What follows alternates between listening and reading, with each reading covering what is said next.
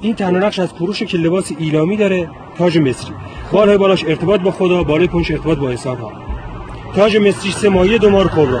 دومار کبرا بر شرق و غرب حکومت کردن کوروشه. 3 ماهی بر اساس اندیشه، گفتار و کردار نیک بر دریا حکومت کردن کوروش. زمینی که فرور هم بالاش داره. فرور خودش 7 جزء داره. اجزاش یکی پیرمرد وسط پختگی و با تجربگی روح انسان، خرد انسان. دست راست به سوی خدا، پیوسته با خدا در ارتباط بودن. حلقه دست چپش وفاداری بر عهد و پیمان. حلقه ازدواجی که در تمام دنیا مرسوم دست شرط کنن از فرور ما ایرانیان گرفتن. بالای گشاده و سپرش اندیشه، گفتار، کردار نیک رو پیوسته دنبال کنید. اسمت دامن شکلش اندیشه، گفتار، کردار بد و زیر پا بذارید. 2 نمودار اینجا هست به نام سپنتامینو و انگرومینو. سپنتامینو الان کلمه سپنتا تو کلمه فارسی هم استفاده می‌کنه، خوبی ها. سپنتامینو پیوسته به دنبال خوبی ها باشه.